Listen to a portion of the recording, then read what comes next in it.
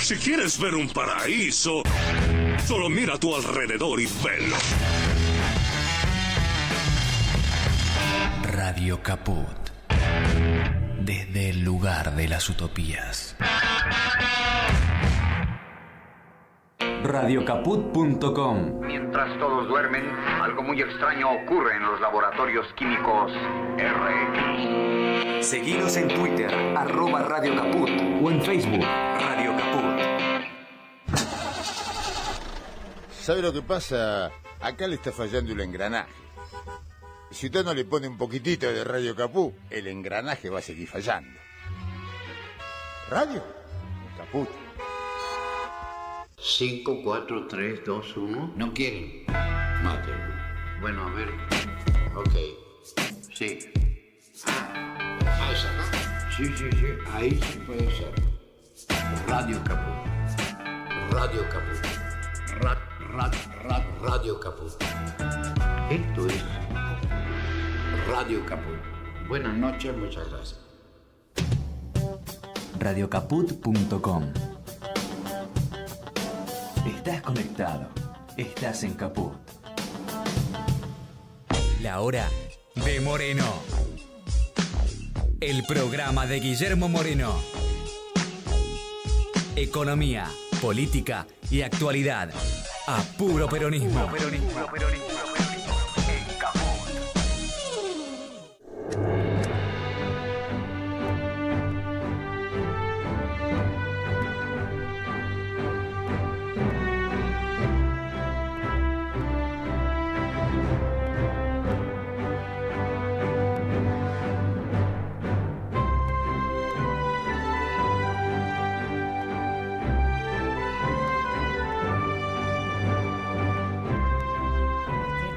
Esta música le encanta a muchísimos compañeros y compañeras, por cierto, a Pimpi le fascina. La escuchamos bastante, ¿no, Martín?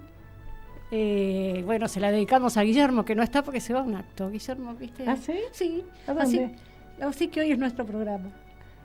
La hora de las chicas. La hora de las chicas. Bueno. Sí, va a estar Pablo como siempre. Bueno, Guillermo está, aunque no lo veamos, claro. ¿viste? Viene con su columna. No, y además Pablo, has visto, no, él se marca ahí la presencia, Pablo, no ya sé que no agarremos firme con sus análisis esclarecedores sí, al pie del cañón, Bea tampoco podía estar, viste que han preguntado por Bea, la extrañan algunos compañeros y compañeras. Y sabés que hoy estuvo conmigo en la Radio del Plata y no sabés los mensajitos para ella, que tiene que estar siempre, todo a full. Buenísimo. Muy bien, ¿viste? Muy bien. Bueno, un abrazo y un beso grande para nuestra querida compañera Bea.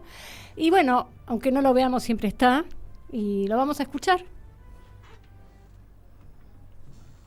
Pitia.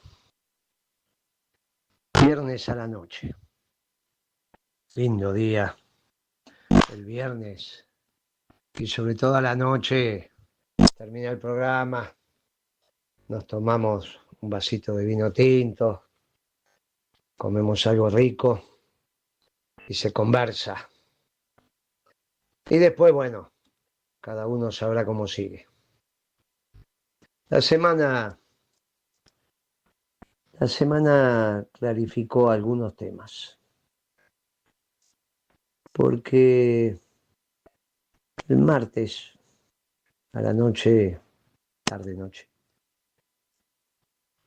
el INDEC publicó el EMAE, el estimador mensual de la actividad económica. Es lo que adelanta el PBI, Producto Bruto Interno. ¿Qué es lo que pasa con la economía? Y el presidente dice que es grande, crecimos el 5%. Septiembre 25 contra septiembre 24.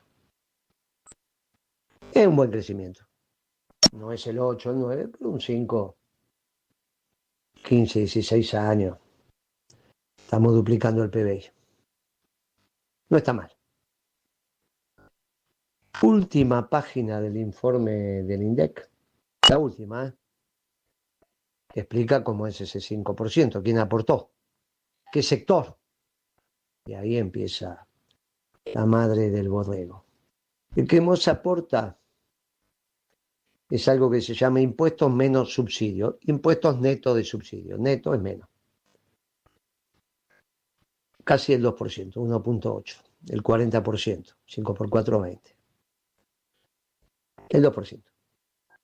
Del 5, el 2 está explicado por impuestos netos de subsidio.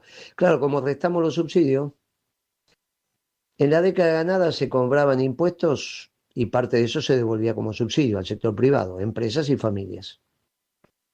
Ahora cobran impuestos, no devuelven nada.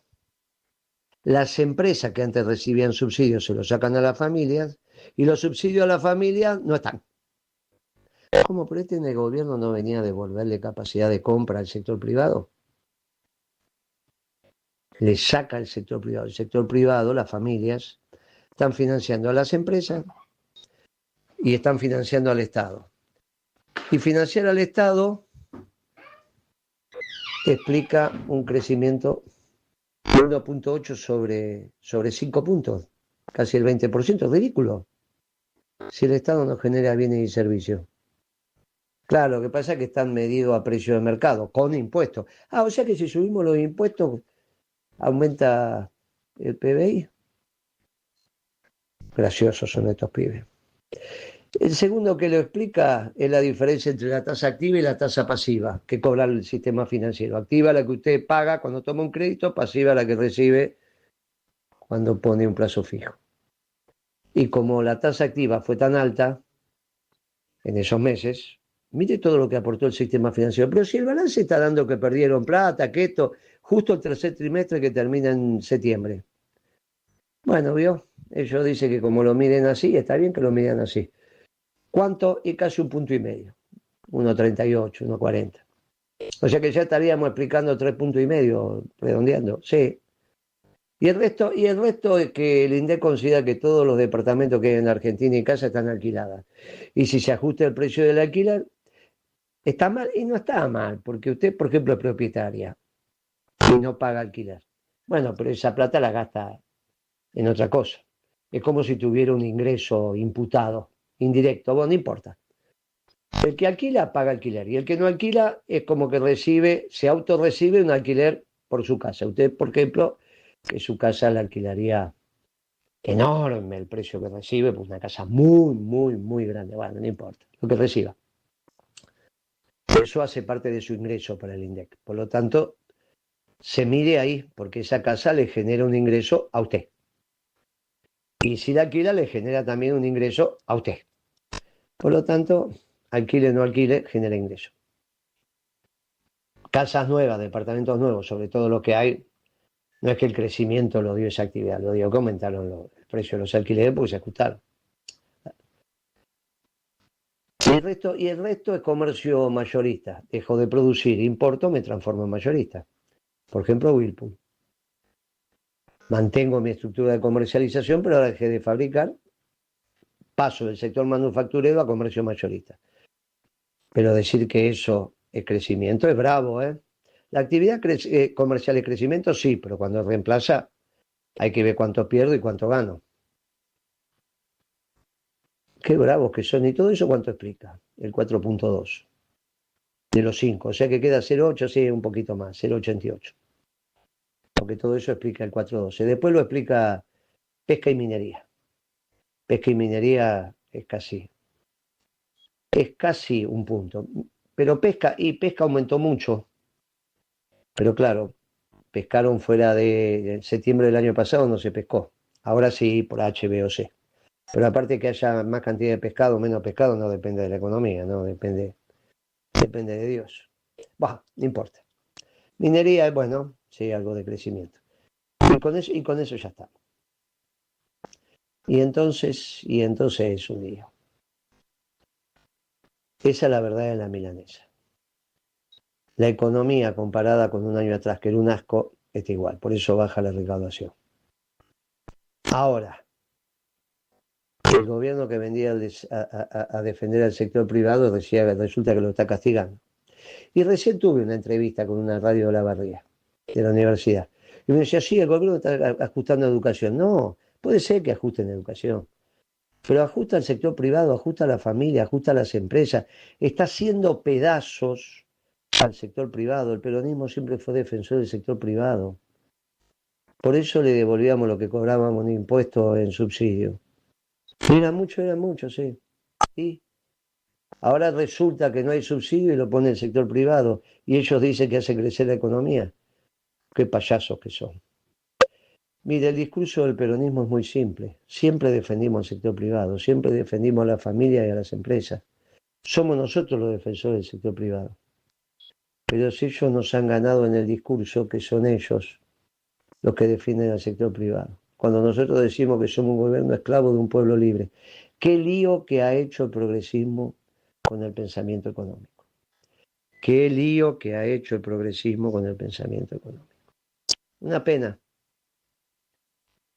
Porque están como escondiendo su planificación centralizada y la visión del Estado como actor central de la economía detrás de máscaras que al final terminan haciendo un lío bárbaro. Y el lío se lo lleva el peronismo. Se lo lleva el peronismo. Esto que nos está pasando es producto de las confusiones conceptuales que hemos entrado y que hay que resolver.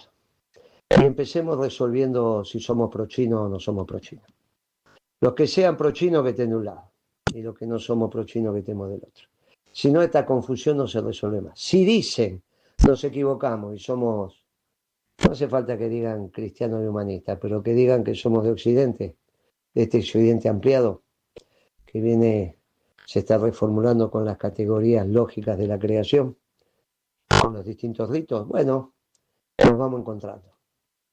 Pero si son de la economía centralizada, muchachos, de la planificación centralizada, no hay síntesis posible. No nos pongamos colorados por esto.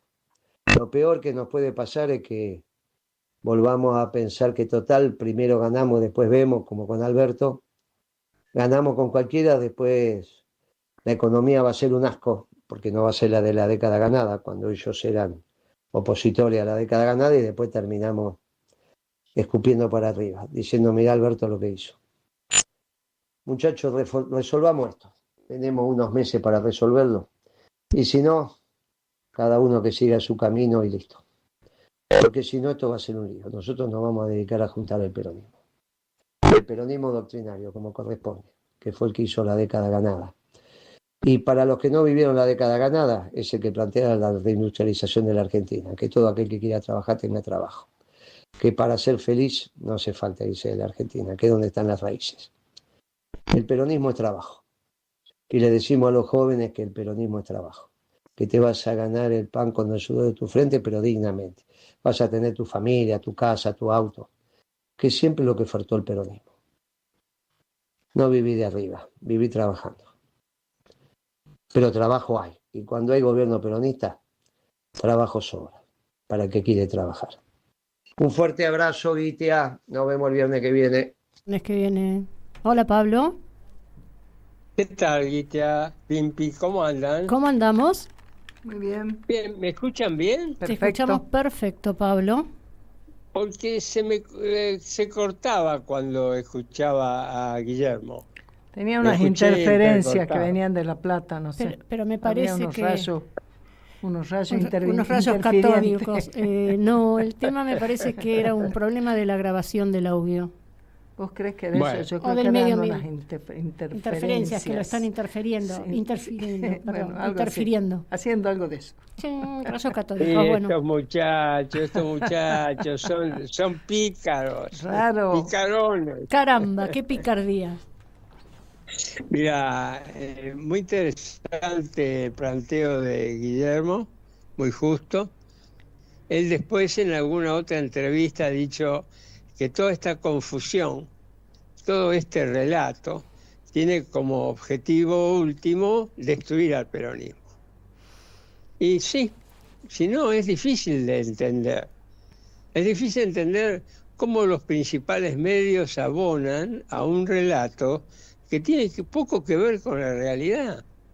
Ese relato que dice que tiene superávit fiscal, y que la verdad no tiene superávit fiscal, ya está demostrado.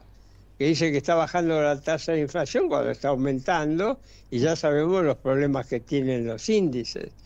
Que estamos creciendo cuando evidentemente estamos en recesión. cuando dice, bueno, no importa, los dólares van a aparecer por algún lado, cuando los dólares no aparecen por ningún lado. Estamos en una situación crítica muy complicada.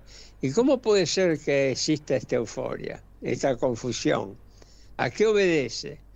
Bueno, puede obedecer a que el gobierno se quiere mantener de cualquier manera, vende a través de estas falsedades y mentiras, vende una situación que no existe. Y hay algunos que la compran, porque claro, es tan fuerte que lo repitan los medios y demás, es tan fuerte que algunos se lo toma por desprevenido y dice, bueno, sí, debe ser, le está yendo bien. Bueno,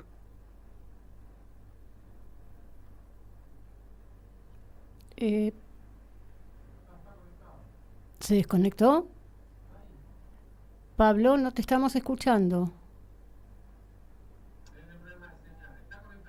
No te estamos escuchando. la realidad es cerca. Ahora sí, ahora sí. O sea- Es con vos también, te aclaro. Te están interfiriendo a vos también, Pablo, querido. Está difícil esto.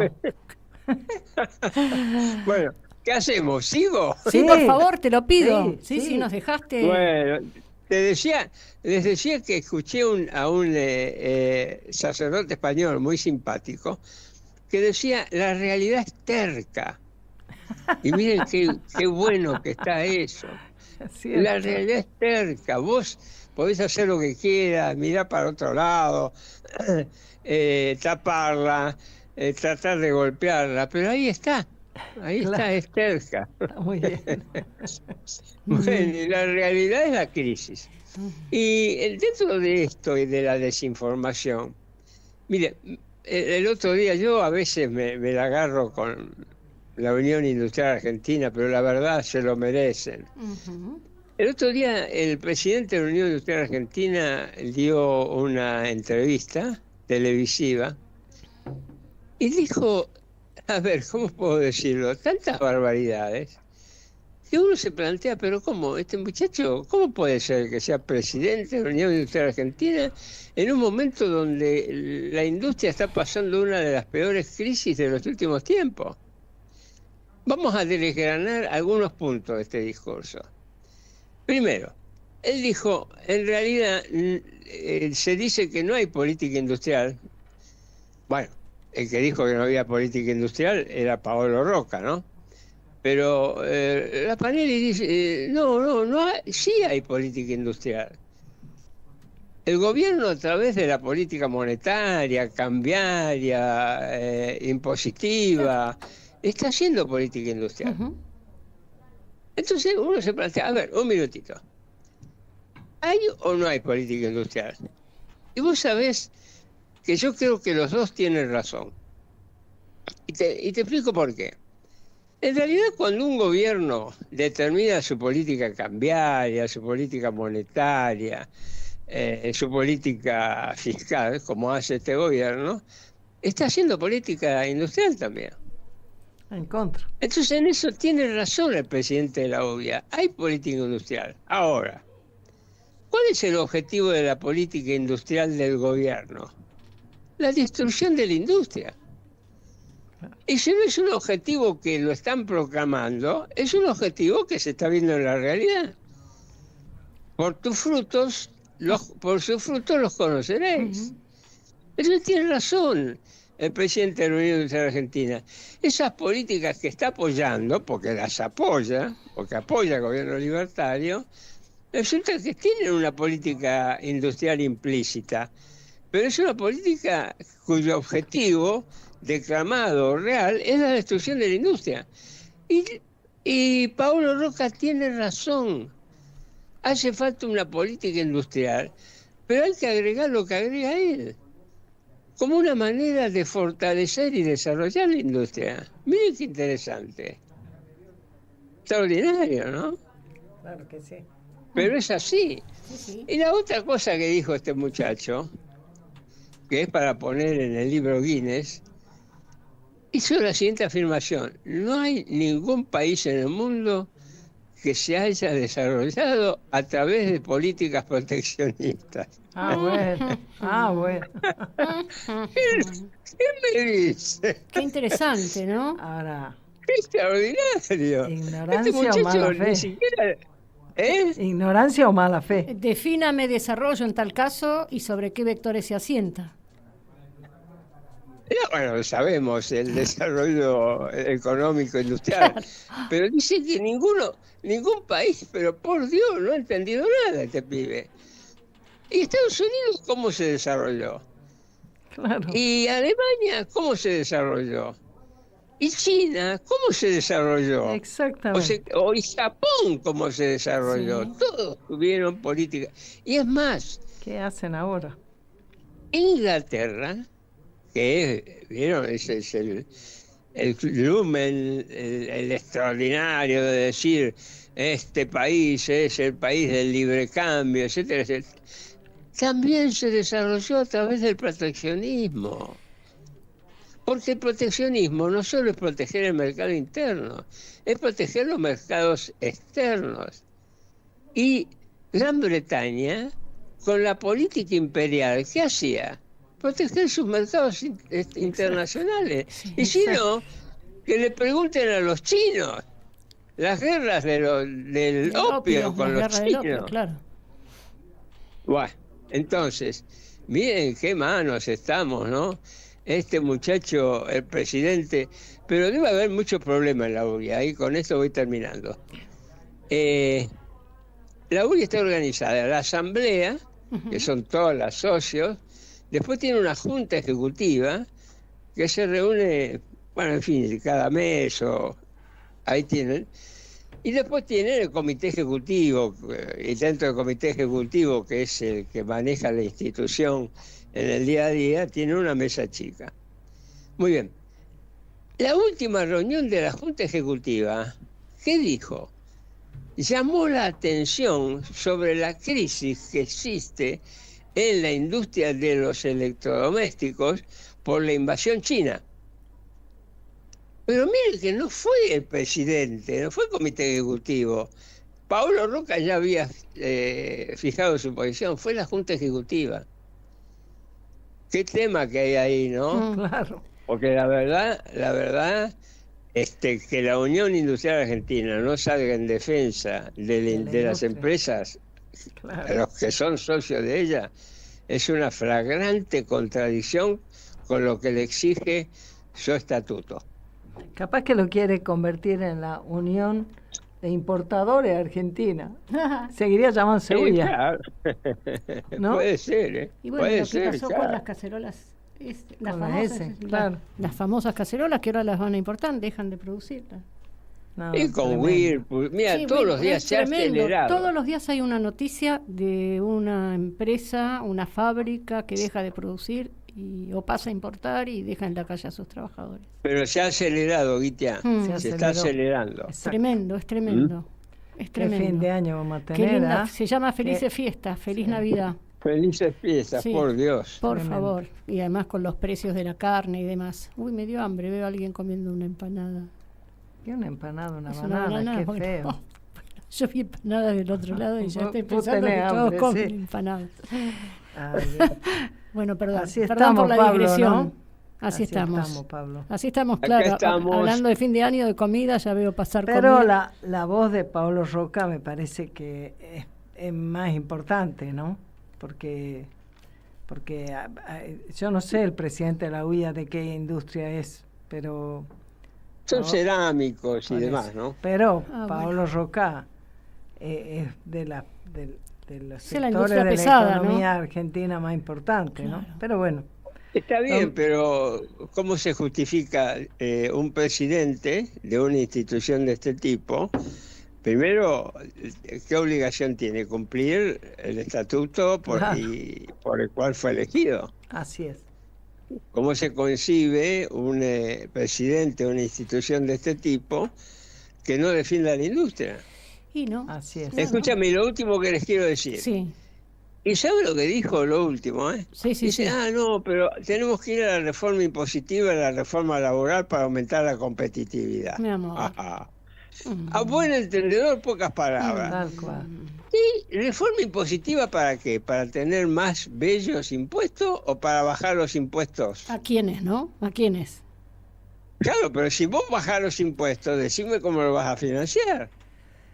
O sea que este muchacho está diciendo, bájenme los impuestos o castigando a quién. Dentro de la lógica del gobierno libertario, porque si vos vas a bajar los impuestos, alguien tiene que financiarlo, según la lógica del gobierno libertario. ¿Y quién lo va a hacer? ¿Van a bajar a los jubilados, a los empleados? ¿Van a seguir sin inversiones? Claro. Eso es lo que está propugnando este muchacho. Y cuando dice reforma laboral, ¿a qué se refiere? Si para aumentar la competitividad de la reforma laboral, ¿qué está diciendo? Que tiene que bajar los salarios. O sea, fíjense qué extraordinario, ¿no? Miren lo que está proponiendo el presidente de la Unión Industrial Argentina. Y tienen que debilitar a los sindicatos, las paritarias y todas las instancias colectivas. Centrar la reforma laboral en lo individual y las decisiones bilaterales y, digamos, dejar de lado lo colectivo. Así que, bueno, digamos, es coherente con el pensamiento y la acción de este gobierno. Sí, pero es la negación de la posibilidad es la negación de que la Argentina sea industrial. Claro. Ah, bueno, claramente, es loquísimo. Y explícito. Claro. Tendría que cambiar de organización. Tal vez. Sí, claro. Tendría que ver si encuentra otra organización a presidir que tenga más que ver con lo que él piensa. Que sea más afín a su pensamiento. Ay, patria mía. Ay, patria mía. Pero bueno, seguimos de pie. Con mucho cariño. Bueno, Gracias, con el mismo cariño Pablo. de siempre, nosotras también te saludamos. Un fuerte abrazo y nos estamos viendo pronto. Chau, chau. Fuerte abrazo, chau. Se acercan las fiestas, ¿viste? Ya es tremendo. ¿Cómo pasa Lo que el van a tiempo hacer, veloz? ¿no? Lo que van a hacer con esta realidad, Lo que van a hacer Qué buena formulación, la realidad es terca. Qué bueno. Qué bueno. Es terca la realidad y nosotros también somos. Nosotros ni te digo. Olvídate, somos muy reales. Re terca, somos tan reales. Y no es fácil agarrar y torcernos el rumbo, no es posible. No. Estamos bien plantadas. Así es. Y hacia allá vamos. Así es. Y así digamos es, con toda la fuerza. Perseverando. Sí, con las botas puestas. Por supuesto. Por supuesto. Bueno. Porque no nos podemos... Claro, no nos vamos a resignar. Escúchame. No nos han vencido, en ningún caso, tampoco en ninguna ahora. época, en ningún momento, así que vámonos, con nuestra mejor sonrisa. Eso, ¿qué pasa en el mundo, Adri? Se me está yendo la sonrisa. No, el mundo tiene una velocidad de acciones y de líneas de avance y de jugadas en el tablero geopolítico internacional que es muy, muy interesante. Hay varios temitas. Bueno, por un lado, voy a empezar con esta medianera, la primera de la cual hablábamos, que a todo el avance, sigue avanzando, la Federación Rusa sigue avanzando en el territorio desde el punto de vista militar. Ahora está consolidando su posición en Zaporizhia, pero lo que resulta interesante también, cómo avanzan, nosotros veníamos diciendo y avanza en esa dirección, es que internamente, digamos, Zelensky está teniendo una presión terrible y, qué casualidad, ¿no? Ha tenido que renunciar su mano derecha. Su mano derecha, Yemak, el jefe de su oficina, por el tema de la corrupción. O sea, ya toda la investigación de la corrupción ha llegado ahí, al lado, está sentadito al lado, tuvo que renunciar y Zelensky le agradeció los servicios prestados y hasta resaltó su patriotismo. Y el tipo tuvo que renunciar por corrupto. O sea, algunos dicen que este señor Yemak era el famoso Alibaba mencionado en los audios que estuvieron investigando en la Oficina Anticorrupción. Mira. Pero es más grave aún la situación, porque era el que participaba de las negociaciones con Estados Unidos por el tema de la paz. Renunció este viernes y hace 3 días o 4 este señor salió públicamente a decir que no estaban de acuerdo con los 28 puntos que había planteado Trump, con el tema territorial, digamos, era un tema que había que tratar personalmente entre Zelensky y Trump. Bueno, y este señor tuvo que renunciar. Esto que nos está mostrando, que además del avance en el territorio militar, está fortaleciéndose lo que se venía planteando de la falta de legitimidad del gobierno actual encabezado por Zelensky. La legalidad estaba cuestionada por muchos porque no llamó elecciones. Tiene vencido su mandato, claro. Tenía vencido su mandato. Entonces, ¿esto qué hizo? Digo, ¿cómo se van? Nosotros decíamos que Zelensky no iba a poder sentarse en la mesa para firmar el acuerdo, por una cuestión de legalidad, varias cuestiones. Que la Unión Europea tampoco. Vamos en esa dirección porque salieron Peskov, Putin y Medvedev, que fue presidente y que ahora está al frente del Consejo de Seguridad, pero que es el alter ego de Putin. Putin es más mesurado y este señor es el alter ego con mucha más fuerza, potencia, y dice lo que Putin no podría decir por su función y por sus características personales. Y entonces todos dijeron que, bueno, ya Zelensky no puede firmar ningún acuerdo de paz. Ningún acuerdo de paz. Con esto, digamos, qué casualidad, qué oportunidad, ¿no? Para que aparezcan todas estas cuestiones cuando Trump y la Federación Rusa, digamos, ya vinieron hablando de en qué condiciones, y nosotros ya veníamos diciendo que el Donbass se perdía, Zaporilla está ahí. Y bueno, entonces, no solamente Zelensky estaría ya fuera de la mesa de negociaciones, digamos, sino la Unión Europea, que sigue pataleando, que nosotros, que no que vamos a proponer esta cosa, vamos a proponer esto otro. Ya directamente Peskov, el vocero presidencial, dijo, y la Unión Europea no se va a sentar en esta mesa. Por ahora, no tenemos nada que arreglar con ellos. Vamos a tratar estos 28, vamos a tratar estos puntos, nos han llegado de diferentes formas, no vamos a hablar de esto en los medios de comunicación, nosotros, hasta que esto no esté acordado, y lo vamos a tratar. Witkoff va la semana que viene a Rusia a reunirse con Putin. O sea, el proceso de paz está avanzando en las condiciones que nosotros veníamos planteando, porque además a Estados Unidos le interesa, desde el punto de vista geopolítico y estratégico, que avance ese proceso de paz, porque mira claramente a China y mira claramente al continente americano. En este nuevo eje de columna que podríamos denominar América para los americanos. Porque hay que correrse, insisto, esto que decía Guillermo y que lo veníamos planteando, muchos compañeros y muchas compañeras siguen leyendo al mundo con categorías de análisis que tienen que ver con los 70, pero con análisis que tienen que ver con los 70. Con el siglo pasado, pero los 70 fueron emblemáticos para leer al mundo en un momento histórico, en el marco de que todavía estaba incluso la Guerra Fría. Entonces, leen el mundo en ese contexto. Y el mundo es otro. Entonces, leen el mundo en buenos y malos.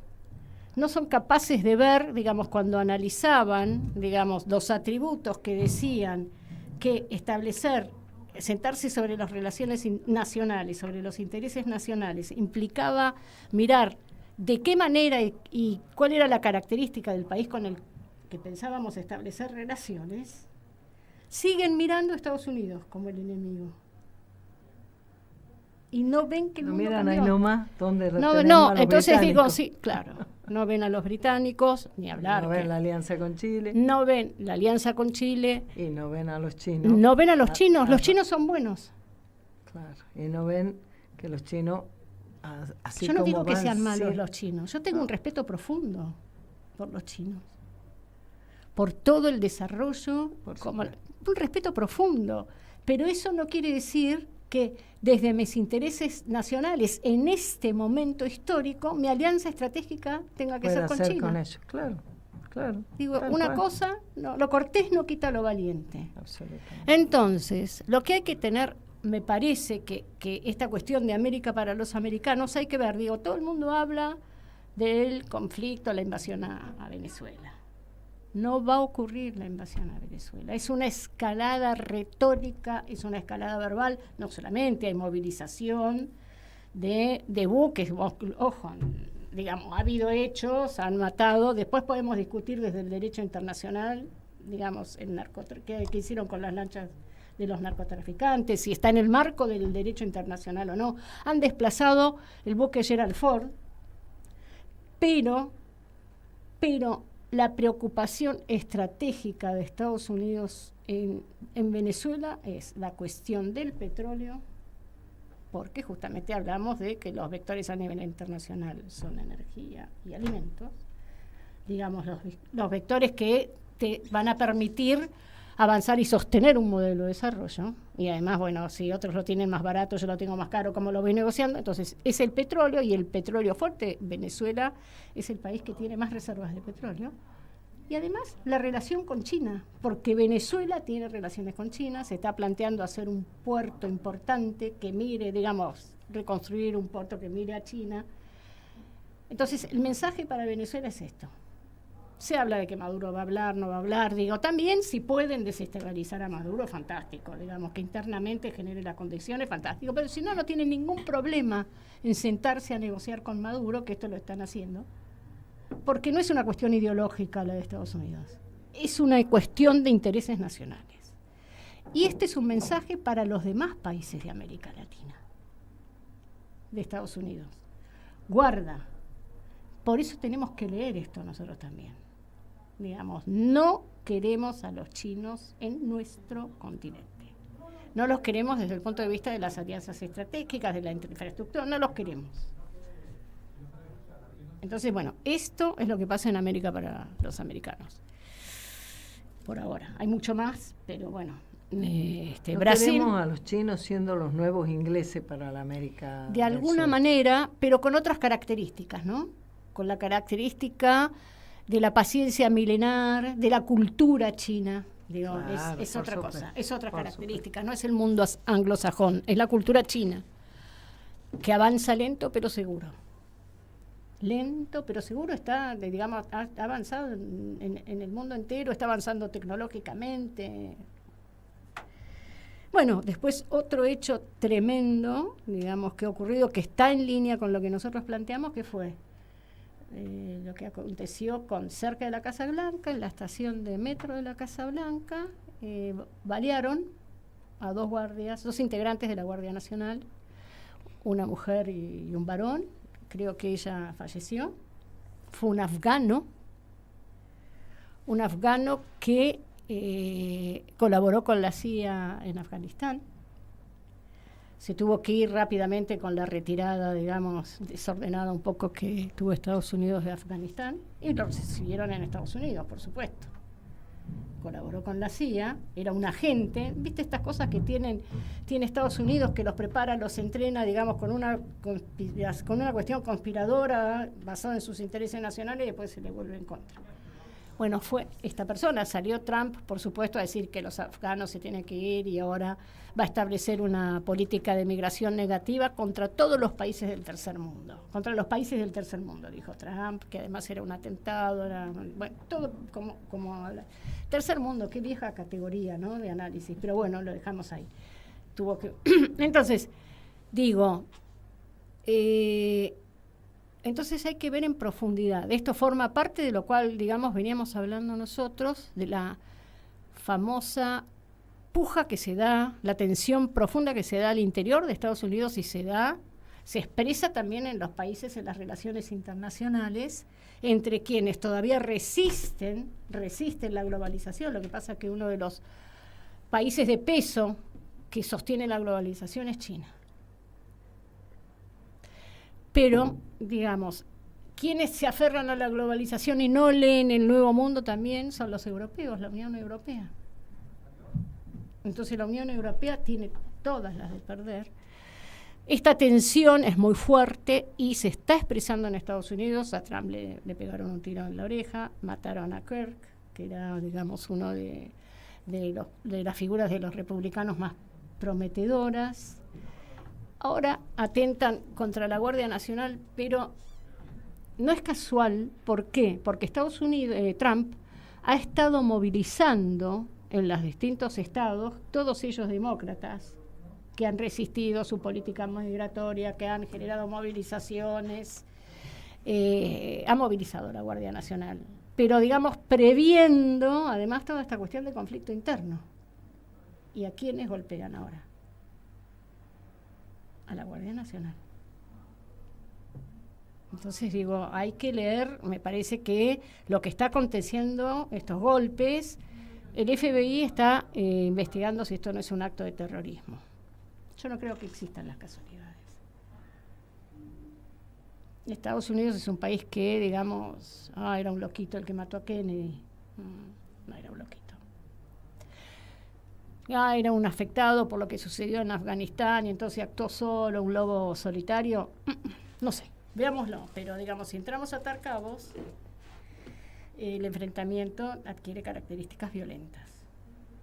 Por eso Trump ha desplazado, y además cerca de la Casa Blanca, es donde está el presidente. Claro. Digo, no es Guardia Nacional, cerca de la Casa Blanca. Creo que hay que estar atentos y atentas a esto que está ocurriendo en el mundo. Y finalmente voy a cerrar, porque es mucho, hay mucha tensión entre China y Japón, tal vez lo tocamos en el próximo programa.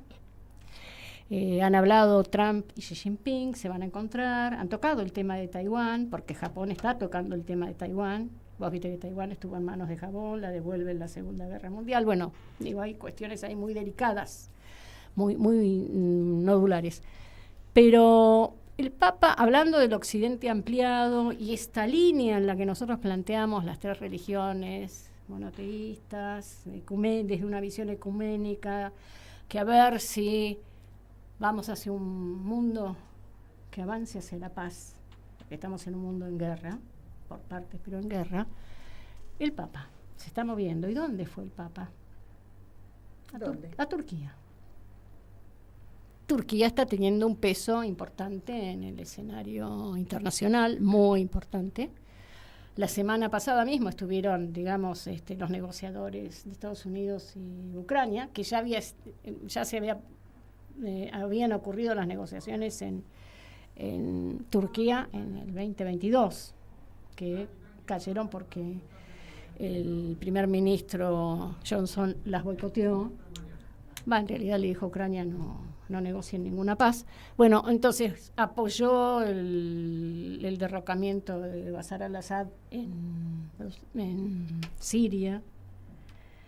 Y está en la OTAN, tiene una posición con respecto a la Federación Rusa, tiene buenas relaciones con la Federación Rusa. Digo, es un actor en este Occidente ampliado. Es un país mayoritariamente musulmán, una población cristiana de un 1%. ¿Y dónde va? ¿Dónde va el Papa? Ahí. ¿Qué estamos hablando? Digo, si lo vemos desde el punto de vista religioso, estamos hablando con otras religiones. Estamos hablando con un jefe de Estado, pero desde el punto de vista religioso estamos enlazando, ¿no? Tejiendo desde otro lugar. Además reconoció la importancia estratégica, geopolítica de Turquía, el estrecho de Dardanelos, habló en términos geopolíticos. Y habló retomando lo que decía el Papa Francisco de la Tercera Guerra Mundial en cuotas, tomó muchos conceptos del Papa Francisco, o sea que hay como una continuidad con sus características, con sus matices, porque es otro Papa en la línea, digamos, que está llevando el Vaticano. Y quiero leer algunas cosas que dijo como para cerrar la parte internacional en la línea del Occidente ampliado. Si me permites, Pimpilia. ¿Cómo no?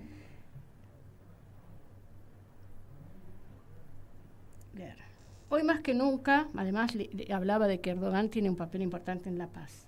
Hoy más que nunca se necesitan personas que favorezcan el diálogo y lo practiquen con firme voluntad y paciente tenacidad. Tras la época de construcción de las grandes organizaciones internacionales que siguió a las tragedias de las dos guerras mundiales, estamos atravesando una fase de fuertes conflictos a nivel global en la que prevalecen las estrategias de poder económico y militar, alimentando lo que el Papa Francisco llamaba la Tercera Guerra Mundial a pedazos. No hay que ceder en modo alguno a esta deriva. Está en juego el futuro de la humanidad. Mencionó al Papa Francisco también antes cuando recordó la importancia de una cultura del encuentro.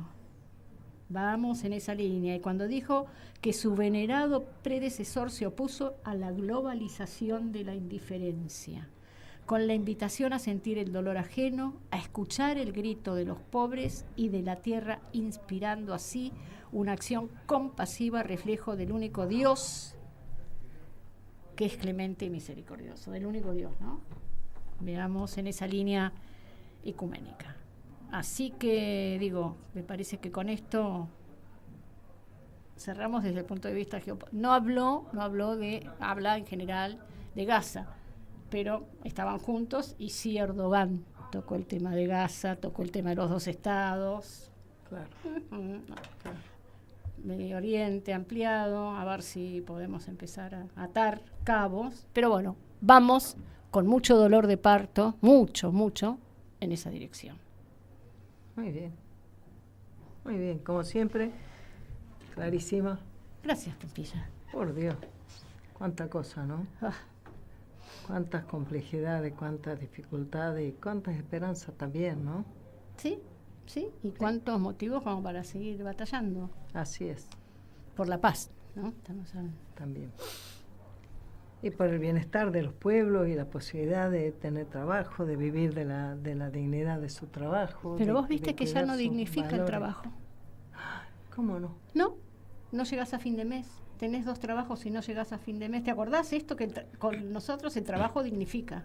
Con ellos, cuando hay trabajo, no alcanza. No alcanza. Así es. Bueno, y esta semana has visto que el martes se conmemoró el día que en el mundo se trabaja para eliminar toda forma de violencia de género. Esa movida que arrancó principalmente en el concepto de la violencia familiar. Uh-huh. En Argentina en el año 94 se aprobó la primera ley de prevención y erradicación de la violencia familiar. Y después a lo largo del tiempo y en todo el mundo ha ido, digamos, ampliándose el concepto, analizándose distintos enfoques para comprenderla, para concebirla, algunas discusiones. Todavía hay quienes ponen en duda que exista la violencia de género. Sin embargo, está claro que más allá de lo que puedan ser actos, digamos, hechos de violencia que fueran muy al azar, muy circunstanciales, y saliendo o no de lo que pueda ser el crimen organizado, cuando aparece la violencia, sobre todo la violencia urbana, la violencia en las relaciones, claramente hay un tema de violencia de género. Hay un tema de violencia de género. Se ha ido avanzando mucho en la legislación, en la tipificación, en el señalamiento, en el ponerle nombre a las cosas, en identificar esto, aquello y demás. Se han tomado medidas, se han desarrollado políticas, se han creado instituciones, se actúa en la justicia, se actúa en las fuerzas de seguridad, se actúa en las comunidades, se actúa en la familia, en las escuelas. Hay mucho trabajado sobre eso. Lo mismo a veces uno se sorprende que sigan existiendo hechos, pero de violencia muy dramático, tremendo. Entonces está bueno recordar por ahí algunos números. Por ejemplo, saber que como mínimo el 80% de los casos de violencia de género ocurre en el ámbito familiar. Estamos hablando de esa violencia, ¿no? Cuando uno dice la violencia, por una especie de concepción de que la mujer puede ser agredida. Ocurre en el ámbito de la familia, el marido o el padre o el ex marido o el novio, ¿no? Y como eso también va en desmedro de los derechos de los niños, porque también aparece la violencia hacia los niños, que muchas veces el abuso, incluso el abuso sexual, que parece de un nivel de aberración que no se puede creer. Es tremendo. Y lo que marca en la vida futura de esos chicos, lo que marca. Entonces, me gusta reflexionar un poquito sobre un par de cosas. Por un lado, el hecho de que, por ejemplo, cueste tanto a nuestros representantes legislativos tomar nota y tomar decisiones. Por ejemplo, te lo debo haber contado ya, Adri, cuando me tocó la posibilidad de laburar en el Senado con la senadora Mirkin, la acompañé en la preparación de algunos proyectos y durante los 6 años que ella estuvo, en 3 ocasiones tuvo que volver a presentar un proyecto porque terminaba cayendo, perdiendo estado parlamentario o aprobándose en el Senado y perdiendo estado parlamentario en diputado. Lo que ella proponía, que si vos le escuchabas, siempre es de sentido común. Resulta que por más que hay mucha tipificación de tipos de violencia de género, pero muchos tipos que se han ido incorporando más que el identidades simbólico, de género también. y la violencia virtual y psicológica, la violencia política, se van agregando. Ahora no se puso nunca sanción a la violencia. Curiosamente, es un delito que no tiene sanción. ¿Qué tiene? Restricción de acercamiento. No tiene sanción. Vos sabés que diga, no, si la amenaza, si es la esposa, la amenaza. No, la amenaza puede estar agravada porque está hecha a la esposa o a la novia, agrava, pero no hay en sí misma un delito de violencia de género que tenga alguna. No lo hay. En parte, en su momento, había una especie de eslogan, si no somos punitivistas, lo que sea, pero no hay. Entonces, ¿qué proponía la Betty? Era interesante, porque ¿qué es lo que sí hay? La posibilidad de que la justicia haga una restricción de acercamiento. Vos sos peligroso para mí, porque ya me agrediste, me insultaste, me quisiste prohibir que haga esto, me zarandeaste o esto, aquello. Entonces, yo te denuncio y el juez dice, tenés por 3 meses prohibido que te acerques. No sabe qué va a pasar después de los 3 meses. Hay que volver a ir a decir, hacer otra vez una restricción de acercamiento. O sea, todo es un procedimiento que está raro qué efectividad tiene. Entonces, la Betty proponía una cosa bastante piola. Ella decía, si vos tenés decidida por un juez una restricción de acercamiento no menos de 300 metros, bla, bla, bla, bla, bla, bla, bueno, que te pongan una tobillera, no que la persona agredida tenga que tener un botón de pánico, y entonces si vos te acercás, toque el botón para que venga un policía, sino que tenga una tobillera que vos en un panel de monitoreo se vea que estás más cerca del botón de pánico de lo que dijo, y te busquen al que agrede, no a vos. Así como hubo una época en que estaba mucho en boga que había que hacer refugio para las mujeres que tenían violencia, sufrían violencia. Y vos decís, ¿y cuánto tiempo? ¿Cuánto tiempo tengo que estar escondida? ¿Y cuánto tiempo mis chicos no pueden ir a la escuela? ¿Y cuánto tiempo es seguro que esto va a ser oculto y que no? O sea, no digo que no pueda ocurrir que en determinado momento y circunstancialmente vos tengas que estar protegida así, pero eso tiene que ser mientras se toma una decisión respecto de quién agrede. Bueno, en fin, perdió estado parlamentario las 3 veces, nunca se pudo aprobar. El argumento en el momento del gobierno de Macri, ¿sabes cuál era el argumento de los bloques oficialistas? Que ellos lo querían hacer por la vía de decisiones del gobierno. ¿Con la vía de que lo decida el Ejecutivo, que el Ejecutivo podían hacer que le pongan la tobillera. Bueno, iba a decir, pero tantas cosas que se hacen tan rápido, se aprueban con tanta velocidad, y una cosa que atañe a las mujeres, a las que más humildes, a las que están en situación de mayor vulneración. Bueno, eso es una deuda, a pesar de que hay muchas cosas que se hacen, muchas cuestiones interesantes, mucha construcción de comunidad alrededor de eso. Y yo pienso que habría que ir a un enfoque en la educación a nuestros chicos y a nuestros adultos, en un trabajo comunitario, para pensar que en vez de estar discutiendo ideológicamente la educación sexual integral, hacer un enfoque de educación para la convivencia con afecto, con respeto. Como tan simple como seres humanos, como pares, desde chicos, y con la participación de los padres. porque hoy por hoy se traban un poco esas discusiones, y en un momento donde tiene un gobierno como este que quiere echar por tierra todo lo que se haya hecho, bueno, recrudecen, por ejemplo, aparecen las denuncias falsas de violencia. Aparecen. Y probablemente haya. Seguro que hay. ¿No? Y voy a decir, bueno, pero que tiene que haber en el cuerpo social, porque lo que tiene de interesante esto es que no solo está escrito en la ley, sino que ya tomó cuerpo en nuestra sociedad, que lo que antes un varón podía decir, es mía y yo hago lo que quiero, y te dejo ir o no te dejo ir, te autorizo a trabajar o no te autorizo a trabajar, o ese pantalón vos no te lo podés poner, o no sé, bueno, eso, no digo que no ocurra, pero ya hoy no hay una complicidad de la gente que diga, no, bueno, el marido puede decirle lo que quiera.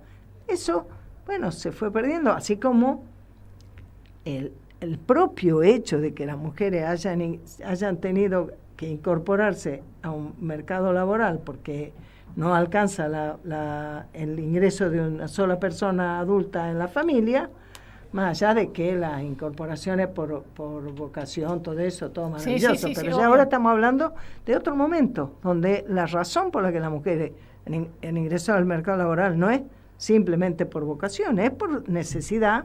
También eso da un poco otra posibilidad, ¿no?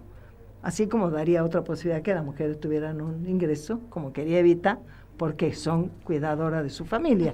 Bueno, eso cambió un poco la cosa, pero tampoco alcanza para resolverlo, porque hace falta que nosotros podamos abordar estos temas, no como si fuera una cosa de varones contra mujeres, sino de comprender que todavía tenemos un resabio en nuestra educación que necesitamos mejorar, pero que no tiene que ser justamente en ponerle un sallo a los varones de que todos son violentos, porque estas situaciones no son mayoritarias. Lo que decimos es que dentro de las situaciones de violencia, lo mayoritario es que quien agrede es varón. Pero no es que eso es lo mayoritario. Entonces, todo eso requiere un trabajo delicado, muy humano, muy comunitario, muy insertado, la escuela, la familia, las iglesias, los clubes, los debates de los líderes de todo tipo. Y yo pienso que, bueno, aprovechar la fecha en que en el mundo se trabaja sobre el tema de la violencia de género nos tiene que servir para reflexionar. Obviamente, sabiendo que cuando nosotros decimos que acá la Argentina necesita un proyecto de nación, a partir, por empezar, de que comprendamos que si no nos industrializamos no vamos a tener ningún proyecto de nación, porque vamos a naturalizar que haya una parte de nuestro pueblo que no puede estar incorporado, que esa es una condición como básica, pero que esa condición básica también hay que acompañarla con ese refuerzo a la construcción de comunidad. Sí, señora. Sí, compañera. Muy bien. Sí. Bueno. Y feliz día a la ama de casa el lunes, que 1 la de diciembre, Muy día bien. de la ama de casa. Y ya empezamos diciembre. Feliz día, ya empezamos. Y ya se nos va el año. Qué Esperemos bárbaro. que el próximo, ¿no?, sea un año Vamos a estar mucho mejor. a full. Bueno, nos despedimos, Pimpi. Y dale. Y le mandamos un fuerte abrazo peronista a los compañeros y compañeras que escuchan el programa y que retransmiten, y al equipo de Radio Caput, a Martín, a Fer Molgaray, le mandamos un fuerte abrazo y bueno, hasta el próximo Moreno, viernes. que Mirá, se- y acá el que está ahí. compañero que vamos a hacer el A pase, Gonzalo. que nos está haciendo, no, nos está saludando, no es así, ¿no? Es así. Así hace Chiche allá en Radio El Plata. Entra al estudio así, ¿no? Entonces yo le digo, ay, entró Chiche y me hace una seña que no la comprendo. Le digo. Bueno, hasta el próximo viernes y un fuerte abrazo peronista. Y éxitos, Guillermo. El segundo estreno se llama Costumbres Argentinas y dice así.